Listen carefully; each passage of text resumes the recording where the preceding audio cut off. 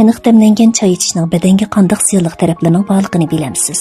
Qaniq choy tarkibida fitor, tanik kislotasi, kofein, teofilin qatorliq tarkiblar bir qadar yuqori bo'lib, ko'p miqdorda yoki uzoq muddat qaniq choy ichganda markaziy nerv sistemasini qo'zg'atib, uyqusizlikni keltirib chiqarishi mumkin.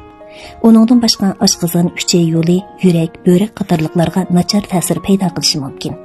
Birinchi, markaziy nerv sistemasi.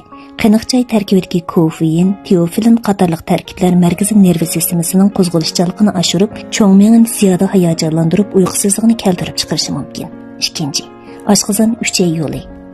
Qaniq choy tarkibidagi kofein, teofilin qatorliq tarkiblar oshqozon suyuqligining ajralib chiqishini ilgari suradi. Uzun muddat qaniq choy ichganda oshqozon shilliq parizini g'idiqlab, ko'ngli ilishish, qusish, ich surish qatorliq bearomlik alomatlarini keltirib chiqardi.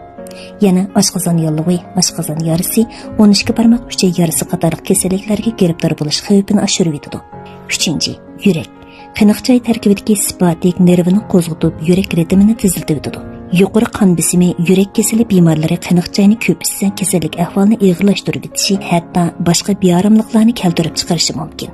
To'rtinchi, böbrek. Qaniq choy tarkibida fitor bor. Fitor asosli böbrek metabolizmi orqali bo'ladi. Qaniq choy ichganda ko'p miqdorda fitor qabul qilinsa, böbrekning yukini oshirib yetadi.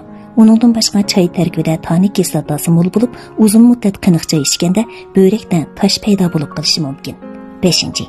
Dori bilan davolanish mezgilida ko'p miqdorda qaniq choy ichganda dori unumi ma'lum darajada tövallab ketadi. Qaniq choy tarkibidagi tarkiblar dorining unumini joriy qildirishni tormozlaydi yoki dorini parchalaydi va kasalni davolashga foydasiz. Uningdan boshqa qaniq choy ichish organizmning kalsiyni sumirishiga ta'sir yetkazib, kalsiyning chiqarilishini tezlatib etishi mumkin. Badanda kalsiy yetishmasa, so'ngak shalanglashish, hatto so'ngak sunish qatorliqlarni keltirib chiqarishi mumkin. Tömürning sumirilishiga ta'sir yetkazib, qon ozlik qatorliq masalalarni keltirib chiqardi.